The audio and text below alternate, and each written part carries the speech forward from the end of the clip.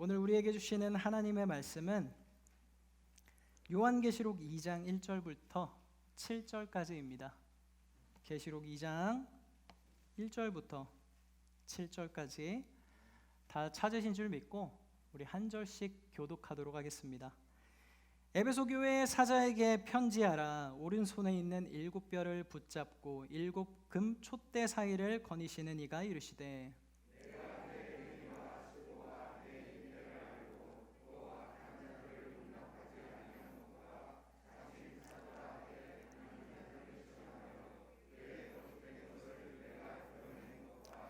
또 내가 참고 내 이름을 위하여 견디고 게으르지 아니한 것을 아노라.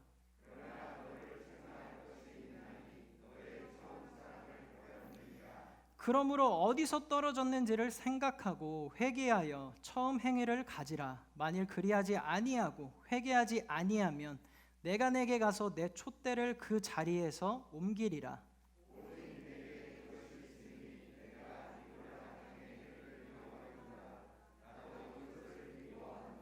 함께 하겠습니다. 귀 있는 자는 성령이 교회들에게 하시는 말씀을 들을지어다. 이게는 그에게는 내가 하나님의 나군에 있는 생명의 나무 열매를 주어 먹게 하리라. 아멘. 기도하겠습니다. 하나님 감사합니다.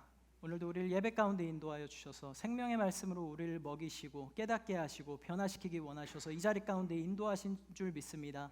하나님, 우리가 그 하나님을 말씀을 통하여 만나기 원합니다. 오늘 우리가 말씀을 통하여 변화되어져서 예배당을 나갈 때에 새로운 삶을 살게 하시고 새로운 은혜로 새로운 기쁨으로 하나님께 온전히 올려드리는 삶을 살아가는 우리 모두가 될 수 있도록 인도하여 주시옵소서.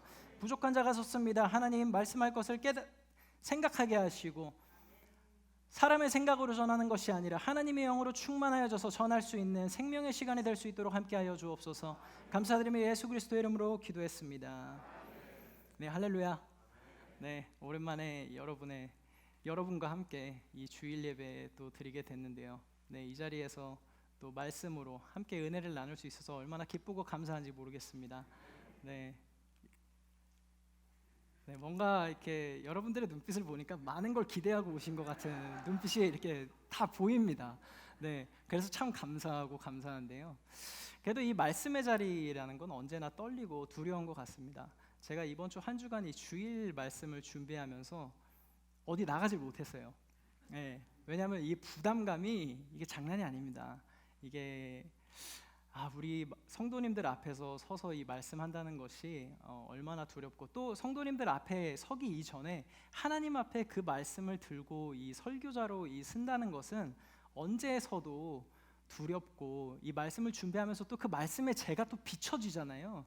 그 비춰지는 저를 봤을 때 얼마나 한없이 나약하고 작은 존재인가 다시 깨닫게 하시면서 무릎 꿇게 하시고 겸손하게 하신 그 하나님이 체험하게 하시더라고요. 그래서 이 자리는 참 두렵고 어렵습니다. 이렇게 해외에 나가 있다가 오랜만에 돌아와서 여러분들과 함께 은혜를 나누면 여러분들도 기대를 하시겠지만 저 또한 큰 기대를 하고 이 자리에 섭니다. 과연 오랜만에 이 자리에 저를 세우셔서 우리 사랑하는 아름다운 성도 여러분들께 어떤 말씀을 선포하게 하실까? 어떤 말씀을 준비하게 하실까? 과연 그 말씀을 통해서 우리를 어떻게 변화시키실까라는 걸 생각해 보면 그 하나님의 은혜는 정말 우리의 생각으로는 측량할 수 없고, 어떻게 우리를 앞으로 변화시키셔서 하나님 나라의 일꾼으로 세워가실지 알 수가 없지 않습니까? 근데 그 하나님을 바라볼 수 있기 때문에 우리가 오늘 이 자리에 모두 나와 계신 줄 믿습니다. 오늘 이 말씀을 통해서 하나님의 그 사랑을 다시 한번 느끼고 나아가는 저와 여러분들에게 주님의 이름으로 축복합니다. 네, 오늘 본문의 말씀입니다. 그 말씀 안에는 에베소 교회가 나오죠. 소아시아 교회의 그 7교회 중 하나님께서 첫 번째로 세우신 그 에베소 교회. 에베소라는 뜻은 욕망과 소망을 뜻합니다. 에베소는 아시아의 머리였고요, 에베소 교회는 소아시아 교회의 어머니 교회 같은 존재였습니다. 이 도시에는 가스텔 항구라는 곳에 위치해 있었고요, 그 에베소를 통해서만 유럽에서 사람들이 들어올 수 있는 아주 거대한 게이트였어요. 입구였습니다. 그래서 무역의 중심지였기 때문에 참 이렇게 번성되어 있고 새로운 문화와 발전된 것들이 참 많았습니다. 만약에 그 발전되어 있는 도시라면 그 도시의 사람들의 삶은 어땠을까요? 네? 네, 풍족했겠죠. 풍족하다는 건 또 무엇을 의미합니까? 그만큼 살면서 즐길 게 많다라는 거죠. 네, 우리의 삶과 비슷해요. 그렇지 않습니까? 우리 얼마나 풍족한 시대를 살아갑니까? 여기 연세 많으신 분들은 뭐 옛날부터 배를 뭐 골았을 시절부터 쭉 오셔서 더 힘들었을 시절을 아시겠지만, 우리 젊은 세대들은 그 시절을 사실 지식으로만 알았지 겪어보진 않았습니다. 그렇기 때문에 우리는 이 시대가 정말 이 풍요와 풍족함 속에 있다는 걸 젊은 세대들은 많이 못 느끼지만, 우리 어른 세대들은 참 그거를 많이 느끼실 거예요. 한국이 얼마나 발전되고 먹을거리가 넘쳐나고 부족한 거 없이 우리가 즐길 것이 많다는 걸 아실 거예요. 이처럼 에베소 교회는 정말 즐길 게 많았어요. 향락, 음란 이런 것들이 넘쳐났던 도시입니다. 그 도시 가운데 하나님께서 에베소 교회를 세우셔가지고요, 참 그 넘치는 은혜와 축복들을 쏟아 부어 주셨습니다. 그래서 그 허영의 시장이라고 불릴 만큼 넘치는 것들, 하나님 앞에 바로 서지 못하는 그 백성들, 그 가운데 하나님께서 그 에베소 교회를 세우셔서요, 죄 많은 곳에 은혜가 많다라는 말 들어보셨죠? 그 에베소 교회를 통해서 하나님의 그 수많은 은혜들을 보여주셨습니다. 처음엔 굉장히 뜨거운 교회였어요. 선교의 열정도 뜨거운 교회였습니다. 바울이 2차 전도 여행 때 잠깐 들렸었고요, 3차 전도 여행 때 2년 동안 거기에 머물면서 사역을 했던 유일한 7교회 중 그 한 교회입니다. 근데 그 교회는요, 시간이 지나면 지날수록 교리를 지키고 하나님의 말씀을 배우는 거에는 열심하였으나 그 행위, 그 말씀을 따라 살아가는 그 행위에는 굉장히 점점 약해져가는 모습을 보여주기 시작했어요. 그래서 오늘 본문에서 예수님이 말씀하시죠. 너희는 나를 향한 첫사랑을 잃어버렸어. 그렇기 때문에 회개하고 나에게 돌아와라, 이렇게 말씀하고 계세요. 예수님은 이 본문에서도 그렇지만 그 말씀 성경들을 찾아보면 예수님은 항상 먼저 칭찬을 먼저 하시고 그 다음 질책을 하셨어요. 그 다음에 장점을 먼저 부각시켜 주시고 그 다음에 단점을 이렇게 말씀해 주세요. 근데 예수님이 오늘 에베소를 향한 칭찬은 어떻게 시작하셨죠? 어떠한 단어로 말씀하셨죠? 안다라고 말씀하세요. 너희의 믿음의 행위를 내가 너무나 잘 알고 있다라고 얘기합니다. 그 말은 무슨 말이냐? 에베소 성도들은 무엇을 해야 할지, 무엇을 하지 말아야 할지 이런 분별력들은 잘 가지고 있었다라는 소리예요. 그것들을 칭찬해 주세요.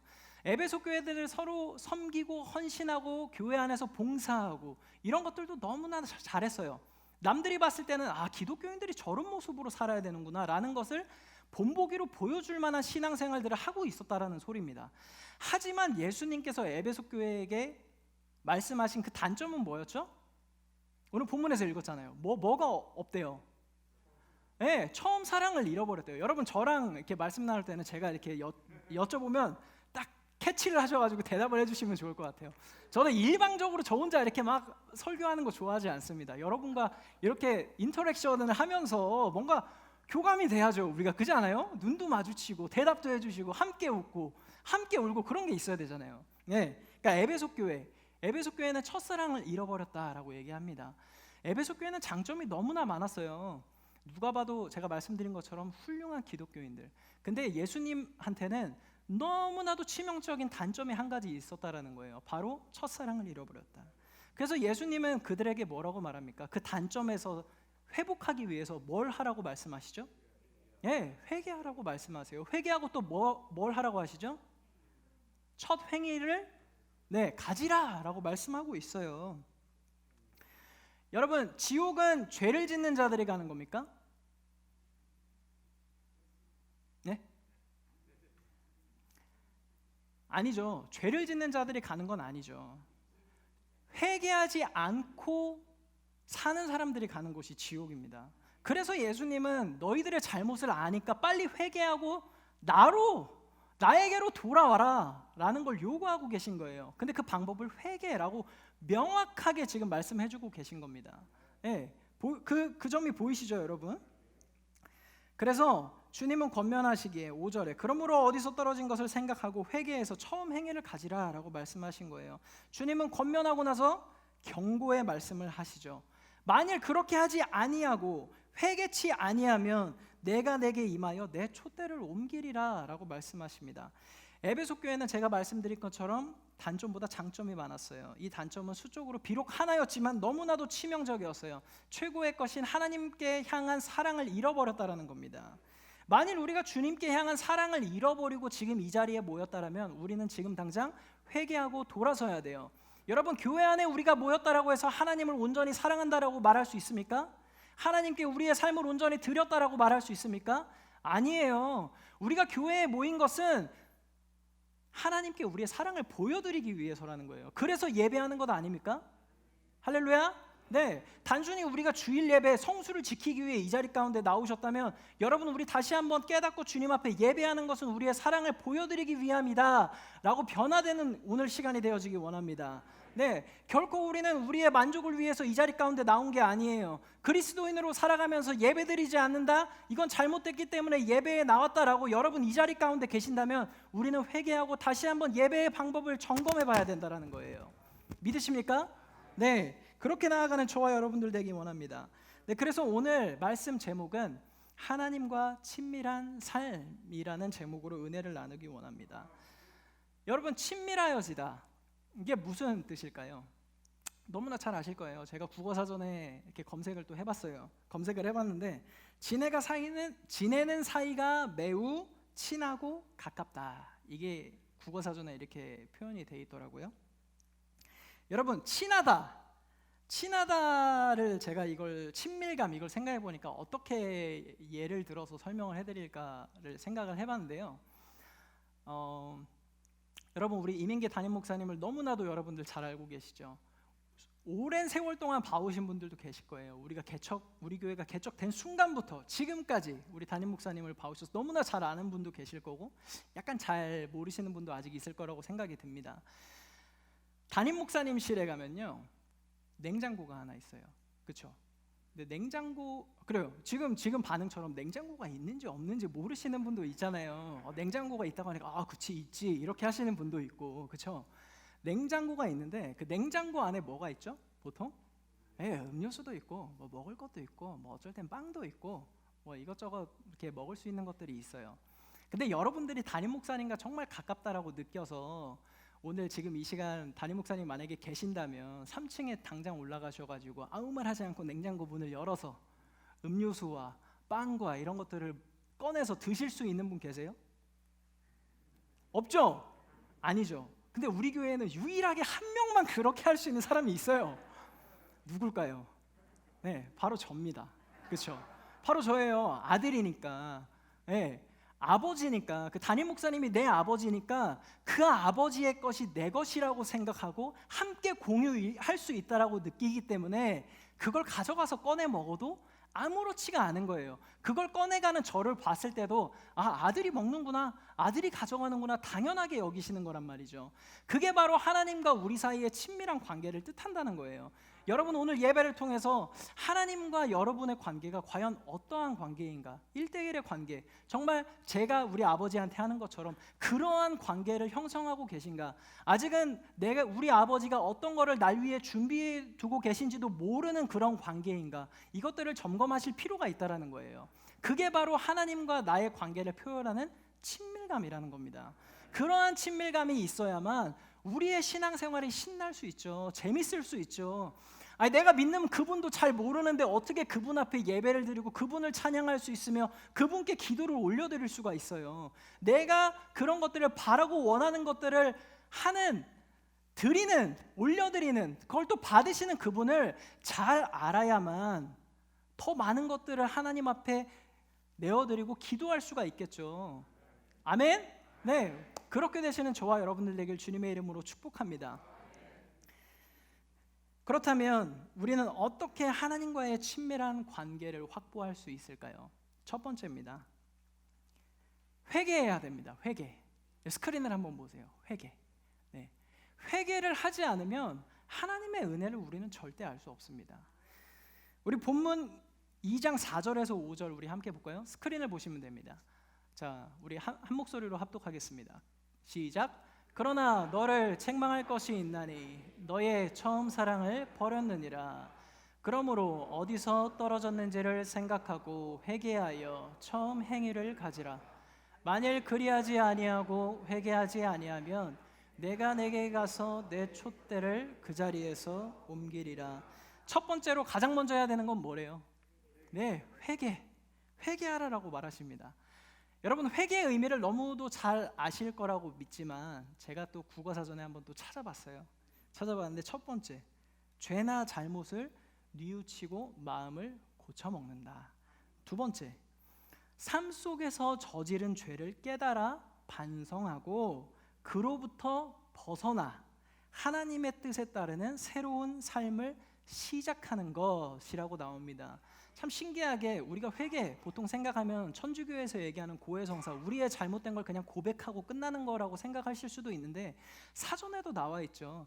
죄를 고백하고 그로부터 벗어나서 새로운 삶, 하나님을 향한 새로운 삶을 사는 것이 회개라고 얘기합니다.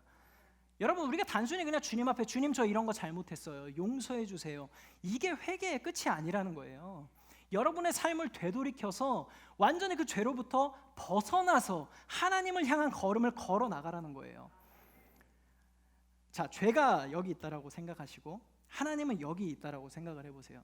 우리는 세상을 향해 걸어가고 있습니다. 세상을 향해 걸어가는데 이 죄에서 돌아서래요. 돌아서면 누가 보이죠? 네, 이미 예수님이 보이죠. 근데 우리는 예수님이 보이지만 다시 세상을 향해서 걸어가죠. 다시 그 똑같은 죄를 반복하죠. 근데 또 예배 때 와서 또 회개를 해요. 그럼 돌아서죠. 그럼 이제 전보다는 조금 더 회개를 많이 했으니까 한 걸음 나아가겠죠. 주님 앞에 가까워지겠죠. 근데 또 세상을 향해 또 돌아섭니다. 그게 계속해서 반복이 돼요. 네. 하나님이 그런 모습을 보시면서 어떤 마음을 가지실까요? 우리를 향해서 안타까움을 가지시겠죠. 네. 불쌍히 여겨주시겠죠. 근데 참 신기한 건 하나님은 우리가 계속해서 세상으로 돌아가도 실망은 하진 않으세요. 네, 안타까워하시지만 실망은 하지 않으세요. 왜? 계속해서 돌아오길 기다리시는 거죠. 실망하는 게 아니라 네, 계속해서 돌아오길 기다리십니다. 우리를 향해 부르고 계세요. 아들아, 딸아, 그 순간에 잘못할 수 있다. 돌아와라, 회개해라, 돌이켜라. 끊임없이 우리에게 말씀하고 계신 거예요. 근데 우리의 귀는 닫혀 있습니다. 왜? 세상이 더 좋거든요. 세상을 향해서 세상에서 오는 그 즐거움이 하나님을 향한 그 기쁨보다 이쪽이 아직은 더 큰 거예요. 네, 그렇기 때문에 여전히 우리는 세상으로 갑니다. 하지만 주님은 은혜로우시고 자비로우시고 사랑이 너무 크셔서 한없이 기다리고 인내해주고 계신 거예요. 근데 우리가 절대 잊지 말아야 하는 것은 하나님이 심판자이시라는 걸 절대 잊으면 안 됩니다. 할렐루야. 네, 심판자세요. 심판자. 하나님이 재림하여 이 땅 가운데 오시면 단순히 구원자로만 오시는 게 아니라 심판자로 오신다라는 거예요.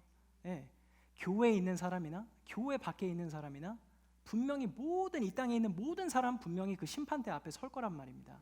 근데 우리는 그 앞에 서면 자유로울 사람이 이 자리에 아무도 없을 것 같아요. 저를 포함한 여러분이. 왜? 우리는 계속해서 회개를 하지 않기 때문이라는 거예요. 여러분, 매일매일 삶 가운데서 여러분 회개의 기도 하십니까? 네, 하시는 분도 계시겠죠. 근데 저를 포함한 여러분들 중에 안 하시는 분도 분명히 계실 거라고 믿어요. 네, 우리끼리니까 솔직해질 수 있잖아요. 우리는 서로 그래도 아니까, 그잖아요. 네, 솔직해질 필요가 있어요. 저도 매일매일 회개 안 합니다. 네, 회개 매일매일 안 해요. 못 해요. 네, 그게 왜 그런 줄 아세요? 방금 말씀드린 것처럼 세상을 향해 딱 회개를 했어요. 주님 뜻대로 이제 살 것 같아요. 주님을 봤어요. 그러다가 또 세상을 봤죠. 근데 이제 또 회개 자리로 왔어요. 회개를 하려고 하는데 여러분들 심령 가운데 어떤 마음이 드실 것 같아요? 어차피 회개 지금 또 해도 나는 또 세상으로 돌아가면 똑같이 살 건데 지금 회개 안 하고 나중에 좀 더 지나고 더 큰 죄를 졌을 때 회개해야지. 이런 마음 들으신 적 없으세요? 전 있었어요. 네, 전 진짜 있었어요. 네. 아직 좀 덜 모인 것 같아. 하나님 앞에 회개 자리로 나가게 죄가 좀 더 모여야 돼. 더 커졌을 때 그때 회개를 해야겠어. 네. 그러한 것들이 반복되니까 신앙적으로 우리가 패배의식에 쌓여갑니다. 네. 우리가 그렇게 한다고 한들 어차피 이렇게 살아갈 건데. 네. 그렇기 때문에 주님 앞에 우리가 회개가 잘 되지 않는 거예요. 저 회개에 대해 잘 말씀해주는 구절이 있습니다. 역대하 7장 14절인데요. 스크린에 보시면 됩니다. 내 이름으로 일컫는 내 백성이 그들의 악한 길에서 떠나 스스로 낮추고 기도하여 내 얼굴을 찾으면 내가 하늘에서 듣고 그들의 죄를 사하고 그들의 땅을 고칠지라. 또 사도행전 3장 19절에 이렇게 얘기합니다. 그러므로 너희가 회개하고 돌이켜 너희 죄 없이 함을 받으라. 이같이 하면 새롭게 되는 날이 주 앞으로부터 이를 것이요. 이렇게 말씀하고 있습니다. 여러분, 우리가 그런 패배의식에 사로잡혀 있는 것이 아니라 계속해서 우리는 주님 앞에 회개의 자리로 나아가야 된다는 거예요. 네, 회개의 자리로 나아가서 우리 자신을 계속해서 돌이키라는 거예요. 우리가 비록 세상으로 돌아갈지라도, 우리가 오늘 예배 끝나고 나가서 다시 세상을 향해 걸어갈지라도, 세상 속에서 죄를 짓고 살지라도 다시 우리의 시선을 주님 앞에 돌릴 수 있는 그 회개의 자리로 나아가야 된다는 것입니다. 그렇게 될 때에 하나님이 기뻐하시는, 하나님과 또 친밀한 관계를 맺을 수 있는 저와 여러분이 될 수 있다는 겁니다. 방금 그 두 절을 봤죠. 그 두 절을 보면 회개란 바로 죄로부터 돌아서 멀어지고 세상을 등지고 하나님께로 돌아서라라고 말하고 있죠. 회개는 우리 기독교인들에게 너무나 근본적이고 필요한 요소입니다. 하지만 회개를 잘 안 하려고 하는 이유가 또 있습니다. 우리의 죄를 드러내야 되니까, 내 잘못을 끄집어내야 되니까. 그게 너무 어려운 거예요. 부끄러우니까. 예, 그렇지 않습니까? 여러분들이 실제로 잘못한 것들을 우리가 글로 써서 만약에 발표한다고 해보세요. 그게 가능하겠습니까? 우리가 입에 담그지도 못할 죄악들을 저와 여러분은 짓고 살잖아요. 예, 근데 그걸 들어주실 분은 하나님 한 분밖에 없어요. 네, 죄는 끊임없이 우리를 공격해옵니다. 네, 우리가 그냥 죄 짓는 것뿐만 아니라 우리가 회개를 하지 못하게 하는 것조차도 죄의 습성이라는 거예요. 우리가 그것들을 이겨내야 된다는 거예요. 그렇지 아니하면 하나님께 우리가 고백을 할 수 없습니다.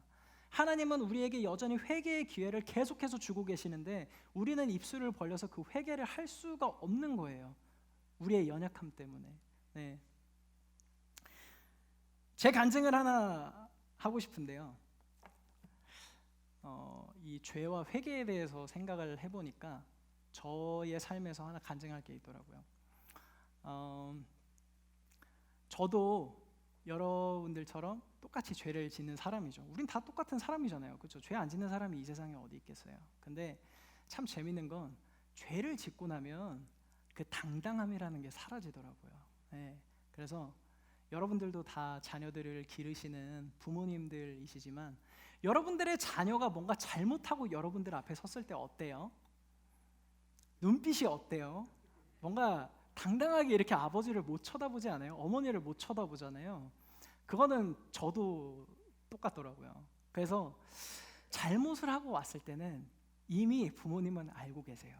참 신기해요. 어떻게 우리 부모님들은 자녀들이 잘못하고 오면 고백하지도 않았는데 이미 뭔가 그 분위기를 느끼셔가지고 아시더라고요. 그래서 저희 송영남 목사님은 저한테 아들 뭐 잘못한 거 있어? 뭐 약간 이런 식으로 잘 물어보세요. 아들 잘못한 게 있어? 이렇게 물어보면. 근데 참 사람은 죄로 가득해서 그런지 그걸 물어볼 때 바로 나 잘못한 게 있어 라고 말을 못해요. 아니 없어. 근데 아니 없었는데 눈빛은 아니 없어 이렇게 되는 거죠. 당당하지 못하니까 아니 없어. 근데 그러면 이렇게 말씀하시죠. 나는 아들을 믿어. 여러분 자녀 믿으시죠? 여러분들의 자녀 믿으시죠? 참 모든 부모님한테 물어보면 그 당신들의 자녀들은 다 착해요. 그렇죠. 그렇잖아요. 내 자녀보다 착한 자녀는 이 세상에 없어요. 네. 근데 다 모든 자녀들이 다 죄를 짓습니다. 근데 아무튼 그 죄를 짓고 그 부모님 앞에 섰을 때 그 부모님이 나는 아들 믿어. 그렇게 저를 믿어주세요. 네, 믿어주시니까 저를 지금까지 이렇게 키워주셨겠죠. 근데 어느 날 제가 그 잘못한 모습을 가지고 그 부모님 앞에 섰을 때 빠지지 않고 하시는 말씀이 하나 있어요. 저한테 항상 아들 솔직히 말하면 용서해 줄게. 네. 여러분들도 그러실 거 아니에요. 솔직히 말하면 용서해 줄게. 그러니까 지금 기회를 줄 테니까 빨리 털어놔 이거잖아요. 나중에 되면 너 더 혼나니까 빨리 털어놓을수록 매가 줄어들어. 약간 이런 거잖아요. 그래서 그럼 또 그때 또 바로 털어놓습니다. 왜냐하면 더 맞기 싫으니까. 예, 그래서 털어놓으면 이제 육신의 부모도 그 죄에 대한 삭스로 매를 주시죠. 사랑의 매를 주세요. 그러고 나서 이제 사랑으로 그래 너가 솔직히 얘기했으니까 이제는 다시는 안 그럴 거라고 나는 너를 믿는다라고 말씀을 해주시죠. 참 부모님들의 사랑은 대단한 것 같아요. 자녀가 분명히 다시 그 죄를 짓고 돌아올 거라 알면서도 그 솔직히 말하고 그 잘못을 뉘우친다라는 그 고백에 100% 신뢰를 해주세요. 그렇죠? 여러분도 여러분 자녀에 대해서 100% 신뢰해 주시잖아요. 99.9%가 아니잖아요. 온전한 신뢰. 다시는 우리 아들은 안 그럴 거야. 우리 딸은 안 그럴 거야. 하나님도 우리에게 동일하시다는 거예요. 그렇기 때문에 송영남 목사님이 이렇게 얘기하세요. 그래, 우리의 결산은 다 끝났어. 근데 너 하나님 앞에 결산해야 돼. 이렇게 말씀을 하세요. 왜냐하면 우리는 하나님 앞에 회개하지 않고 결산하지 않으면 하나님의 은혜를 알 수 없기 때문이죠. 근데 참 하나님도 재밌으세요. 하나님도 우리의 그 고백을 100% 신뢰해 주신다는 거예요. 네. 0.1%의 의심도 갖지 않으세요. 분명히 우리가 수백 번, 수만 번 다시 세상으로 돌아가서 살았는데도 그 회개 한 번 다시 할 때 다시 세상으로 돌아가지 않을게요. 세상을 등질게요. 하나님만 바라보고 하나님만을 헌신하며 살겠습니다라고 그 고백했던 그런 것들을 100% 전적으로 내 아들아, 내 딸아, 내가 너를 믿어. 난 너를 의심하지 않아. 네. 세상으로 돌아갔다고 해도 다시 너는 나에게 돌아올 거니까 기다려주신다라는 거예요. 그게 우리 하나님 아버지의 마음이라는 겁니다. 그 마음을 우리가 깨달아서 주님 앞에 회개하고 나아가야 된다라는 겁니다. 네, 할렐루야. 네, 그래서 회개는 참 하나님의 마음을 알 수 있게 해주는 행복한 도구인 것 같아요. 만약에 우리가 회개할 기회조차 주어지지 않는다면 우리의 삶은 어떻겠습니까? 참 절망적이고 슬프겠죠. 우리 앞에 놓여질 것은 죽음밖에 없지 않습니까? 죄 짓고 사는 우리 인생, 죄의 삭스는 사망이래요. 우리는 죽을 수밖에 없어요. 죄로 인해서 지옥에 갈 수밖에 없어요. 그런 삶을 여전히 하나님은 우리에게 기회를 주시고 돌이킬 수 있는 은혜를 주시고 다시 한번 하나님 앞에 나와서 내가 잘못했다라고 고백할 수 있는 그 기회를 끊임없이 우리에게 부여해주고 계시다라는 거예요. 오늘 본문 2장 5절을 한번 볼까요? 그러므로 어디서 떨어졌는지를 생각하고 회개하여 처음 행위를 가지라. 만일 그리하지 아니하고 회개하지 아니하면 내가 내게 가서 내 촛대를 그 자리에서 옮기리라. 하나님이 아니하면 이거는 경고를 하시는 거죠. 우리에게 회개하지 아니하면 이렇게 될 거야 라고 얘기하고 있어요. 내 촛대를 그 자리에서 옮기리라 라고 말씀하고 계신 뜻은 무엇일까요? 계시록 1장 20절에 이렇게 말씀합니다. 내가 본 것은 내 오른손에 7별의 비밀과 또 7금 촛대라. 7별은 7교회의 사자요 7촛대는 7교회니라. 네, 그 촛대는 교회를 상징합니다. 그 촛대를 옮기겠다라고 말씀하고 계세요. 교회를 없애버리시겠다, 교회를 지워버리시겠다라고 말씀하고 계십니다. 얼마나 강력한 메시지입니까? 얼마나 진지하게 말씀하고 계세요. 장난이 아니라는 거예요. 야, 이제 너희에게는 기회가 없어. 이거 안 하면 쓸어버릴 거야 라고 말하고 계신 거예요. 근데 우리가 기억해야 될 거는 언제나 이 강력한 심판 속에는 그 강력한 심판만큼의 그 크신 은혜가 항상 숨어 있음을 우리가 볼 수 있어야 돼요.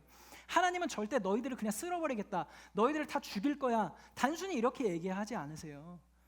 이렇게 하지 아니하면 이렇게 할 거야, 이렇게 하지 아니하면 이렇게 할 거야. 항상 우리가 은혜를 받을 수 있는 통로를 열어주세요. 네, 그 통로를 본다면 우리가 어찌 회개를 하지 않을 수 있습니까? 네, 우리가 회개를 해야 된다라는 거예요. 하나님은 지금 당장 에베소 교회를 그때에 말씀하실 때에 교회를 쓸어버리실 수도 있었어요. 근데 그렇게 하셨습니까? 그렇게 하지 않으셨어요. 그렇죠? 네, 주님도 우리에게 회개 안 하니까 내가 재림의 때를 땡겨서 지금 당장 내려와서 우리 모든 백성을 쓸어버려야겠어, 이렇게 하실 수도 있잖아요. 그렇게 하실 수 있는 분 아닙니까? 근데 주님은 여전히 기다리고 계신다라는 거예요. 우리 베드로후서 3장 9절 한번 봐볼까요? 주의 약속은 어떤 이들이 더디다고 생각하는 것 같이 더딘 것이 아니라 오직 주께서는 너희를 대하여 오래 참으사 아무도 멸망하지 아니하고 다 회개하기에 이르기를 원하시느니라. 하나님은 우리가 멸망되길 원치 않으세요. 우리가 죽음 앞에 죄 때문에 죽기 원하지 않으세요. 믿으십니까? 네. 그래서 주님은 기다리고 기다리셔서 그 재림의 때를 늦추고 계신 거예요. 여러분, 예수님은 분명히 이 땅 가운데 다시 오십니다. 아멘. 다시 오시지만 단 한 명의 사람이라도 예수 그리스도 앞에 돌아오는 삶을 보기 원하셔서 그 재림의 때를 미루고 계신 거예요. 그건 저와 여러분 때문이라는 거예요. 여전히 회개하지 않는 우리의 불쌍한 영혼들을 위해서 주님은 기다려주고 계신다라는 겁니다. 그 하나님을 바라볼 때 우리는 어떻게 회개를 안 할 수가 있습니까? 회개 없는 신앙생활을 할 수 있습니까? 우리는 회개를 해야 된다는 거예요. 요즘 이 메말라가는 세상을 보십시오. 정말 메말라가요. 세상은 좋아지고 발전하고 먹을 것은 많아지고 풍족하여지고 하는데 왜 세상은 점점 메말라집니까? 남을 향해서 왜 메말라져요? 왜 우리 교회 안에는 분위기가 더욱더 건조해져 갑니까? 사랑이 줄어들어 갑니까? 회개가 없기 때문이에요. 우리 안에 회개가 없어요. 주님을 향한 절실한 회개가 없기 때문에 하나님 은혜를 잊어가니까, 하나님의 그 크신 사랑을 잊어버리고 가니까 우리가 세상이 건조해져 가고 교회까지도 건조해져 가는 겁니다. 네. 우리가 이 회개를 회복해야 돼요. 회개를 회복하지 않으면요, 하나님의 은혜는 임하지 않습니다. 하나님께서 주시는 권능과 능력은 우리 삶 가운데 나타나지 않아요. 네.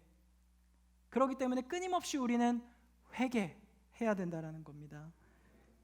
그래서 우리의 신앙은 이러한 모습으로 살아가야 돼요.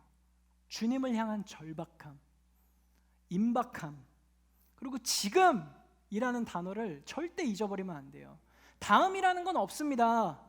오늘, 지금 이 시간, 지금 당장 회개하지 않으면 그 회개의 기회는 없을 수도 있어요. 있다라고 보장되지 않습니다. 우리가 매일 아침에 눈 뜨기 때문에 내일이 있을 거라고 생각하세요? 그렇게 생각하고 잠들었다가 내일 아침이 우리에게는 없을 수도 있어요. 나이가 젊고 나이가 많고의 차이가 아닙니다. 하나님이 불러가시는 때는 언제라고 우리 아무도 모릅니다.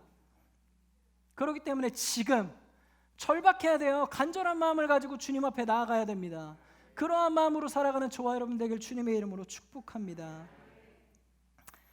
네. 그래서 첫 번째, 하나님과 친밀한 관계를 가지려면 바로 회개를 해야 된다는 겁니다. 하나님 은혜를 알기 위해서. 네. 그럼 두 번째, 하나님과 친밀한 관계를 확보하려면 우리는 무엇을 해야 됩니까? 바로 일을 해야 된다는 거예요. 일을 통해서 하나님의 마음을 알 수 있기 때문입니다. 예수님께서 두 번째로 에베소 교회에 말씀하신 것은 바로 무엇인가 하라고 말씀하십니다.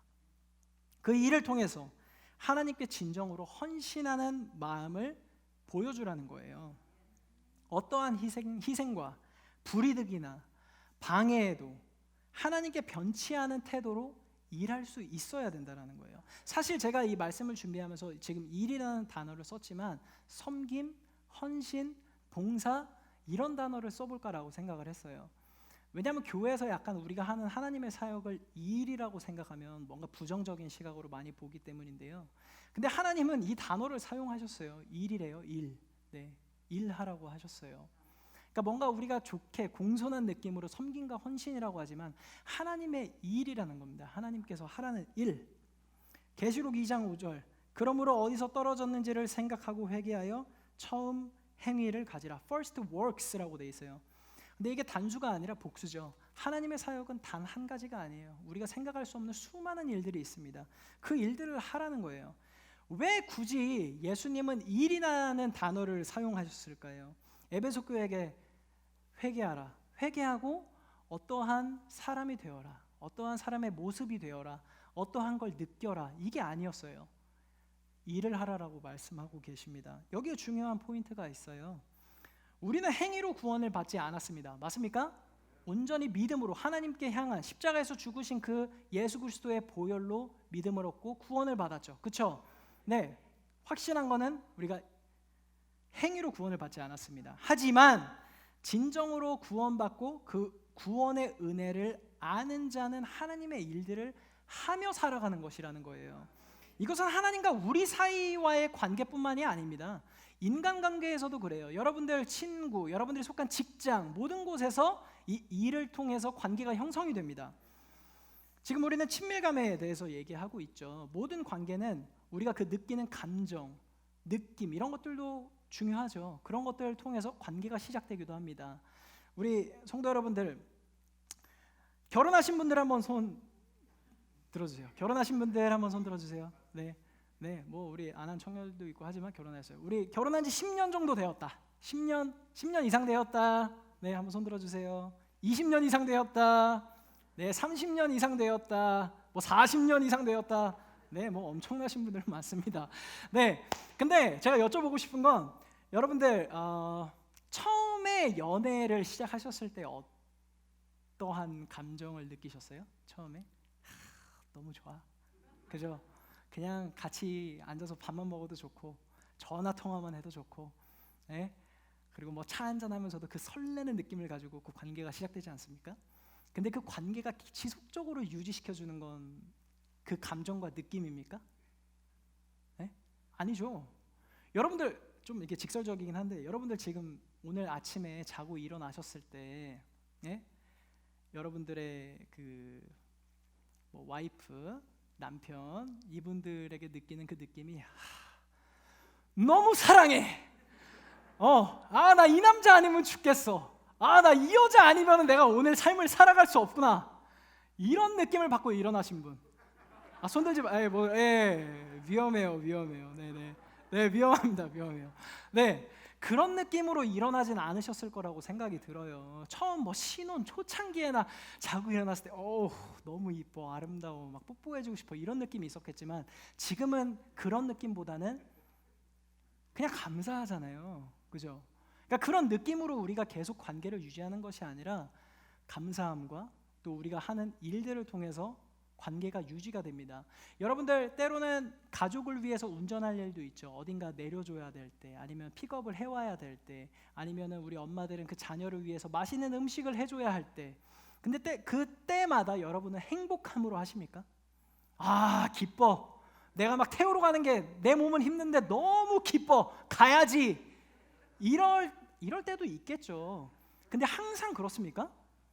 아니죠. 저도 그래요. 때로는 송 목사님이 아들 내가 해야 될 일이 있으니까 우리 서울에 가서 뭐 해야 되니까 운전 좀 해줘 이럴 때가 있으세요. 그런데 저도 사람이라 피곤할 때는 쉬고 싶잖아요. 네, 쉬고 싶고 안 가고 싶고 오늘은 아닌 것 같아 막 이런 생각을 갖게 되는데 결론적으로는 가죠.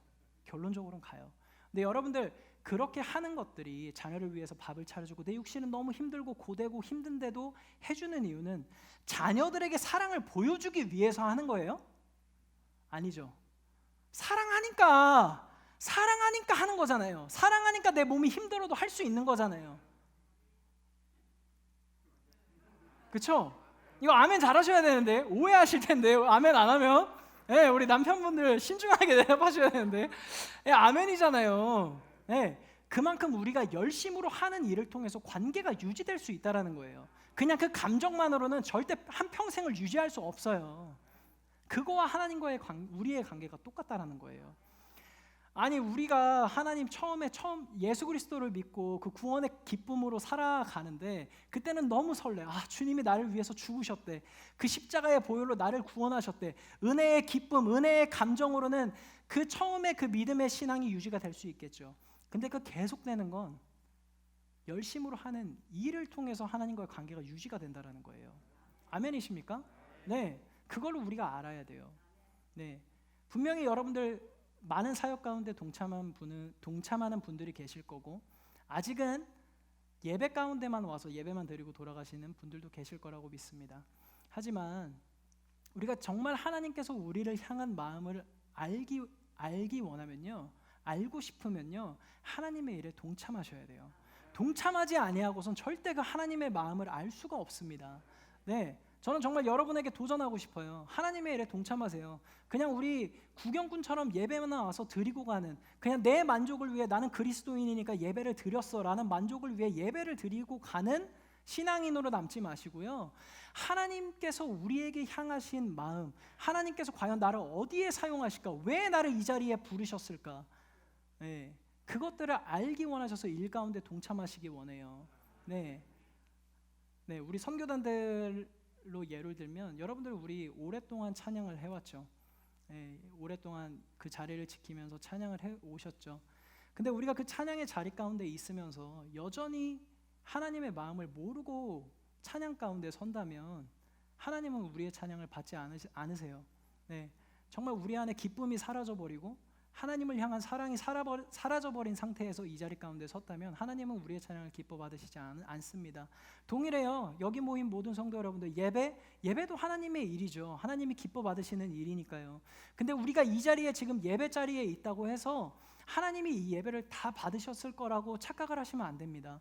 저도 제가 이 자리에서 비록 설교를 하고 있지만 제가 이 자리에서 드리는 예배가 하나님이 받으셨을지 안 받으셨을지는 온전히 하나님 그분만 아세요. 네, 그렇기 때문에 저를 이 자리에, 그래도 제가 감사한 건 설교의 자리에 설 때마다 다시 한번 하나님의 마음을 저에게 확인시켜 주세요. 예, 제가 말씀대로 살지 못하지만, 저도 하나님의 말씀을 100% 순종하면서 살지 못하지만, 저도 하나님의 앞에 성도잖아요. 저도 목사이기 전에 성도잖아요. 성도로서 내가 하나님의 말씀대로 살아가지 못하는 하나님이 나를 보시고 어떠한 마음을 가질까 생각하게 하세요. 예, 제가 이 말씀을 선포하면서도 여러분들도 그러한 마음이 있을 거예요. 나는 이러한 말씀대로 살지 못하는데, 그러한 마음들 가지고 계시잖아요. 하나님의 그 여러분들을 향한 그 안타까운 마음을 여러분들이 깨달으실 필요가 있다는 거예요. 예배를 통해서 내 삶을 하나님이 보셨을 때 과연 어떠한 마음을 가지실까? 내 신앙생활은 하나님이 어떻게 바라보고 계실까? 이런 것들을 끊임없이 우리가 생각을 해야 된다는 겁니다. 오늘 오후 예배 때 우리가 전도를 나가죠. 왜 하나님께서 우리를 전도의 자리에 세우신지를 압니까? 하나님께서 우리가 전도를 하면서 전도지를 뿌리고 그냥 안 믿는 사람들에게 예수 믿으세요라고 전하라고 그 자리 가운데 보내신 게 아니에요. 그런 마음으로 우리가 전도에 나갔다면 잘못된 마음으로 우리가 주님 앞에 나아갔다라는 거예요. 에베소 교회가 어땠어요? 수많은 교리와 하나님 말씀대로 순종하며 행했지만 하나님의 마음을 온전히 모른 상태로 하니까 하나님은 질책을 하셨잖아요.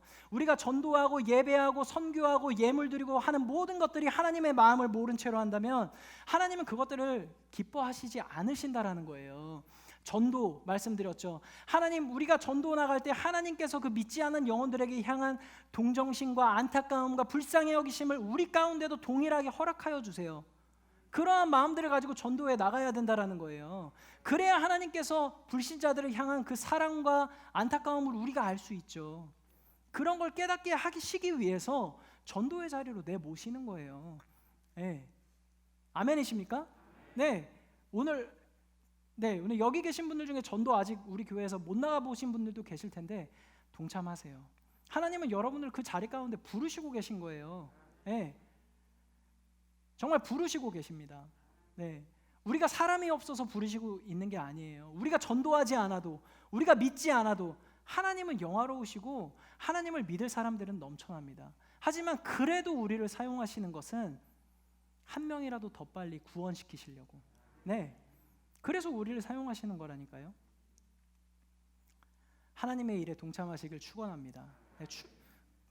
함께 할 때 하나님의 마음을 느낄 수 있다, 깨달을 수 있다라는 것입니다. 할렐루야. 네.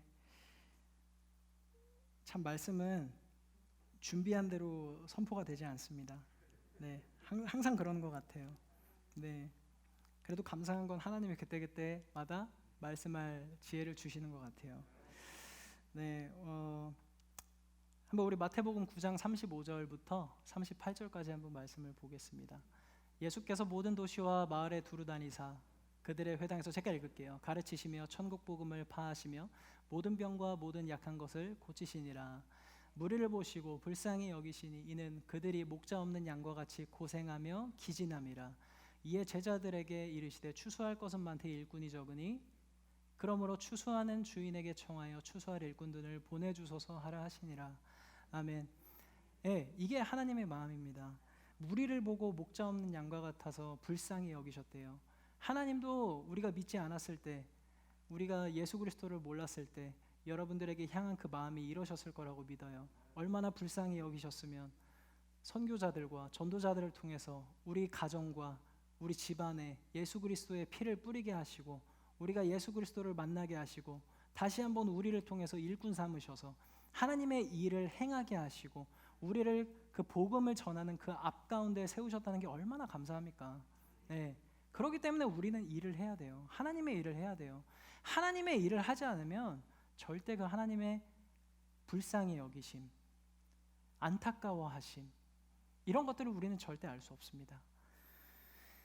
그래서 하나님의 일에 동참하시길 축원합니다, 여러분. 네, 그래서 우리 본문으로 다시 돌아가 볼까요? 본문으로 돌아가 보면 에베소 교회 오늘 계속 얘기하고 있었죠. 문제는 첫사랑을 잃어버렸다고 얘기합니다. 첫사랑을 잃어버린 채로 올바른 일을 행했지만 하나님은 기뻐하지 않으셨다라고 말하세요. 그래서 회개하고 돌아와라, 회개하고 첫 일을 행하라 라고 말씀하고 있죠. 그래서 예수님이 에베소 교회를 통해서 오늘 우리에게 말씀하시는 것은 바로 그 두 가지입니다. 첫 번째 뭐였죠? 네, 회개하라. 정말 우리 교회 가운데 회개의 영이 부어지기 원합니다. 네, 우리 교회가 아무리 수많은 사역들과 일들을 할지라도 회개 없는 교회라면 하나님의 은혜를 모르는 교회입니다. 네, 하나님의 은혜를 모르는데 그 수많은 일들을 해봤자 무슨 의미가 있겠습니까? 하나님은 그것을 위해서 계속해서 말씀하시는 거예요. 회개하라, 돌아와라. 네, 정말 우리는 절실함으로 회개해야 됩니다. 시대가 악해지면 악해질수록요, 사람도 악해지죠. 네, 그렇기 때문에 우리는 회개가 줄어들어요. 우리 안에 악한 것들이 더 가득해지니까. 네, 그럴 때일수록 하나님을 찾고 회개하며 나아가는 저와 여러분들 되기 원합니다. 두 번째로 뭘 해야 된다고요? 일해야 돼요. 일을 해야 하나님의 마음을 알 수 있습니다. 그냥 일만 하면 안 돼요. 첫 번째 회개. 하나님의 은혜를 알고 하나님의 은혜를 안다면 하나님의 일에 동참하는 거예요. 동참해야 하나님께서 우리에게 그 마음을 부어주신다는 겁니다. 할렐루야.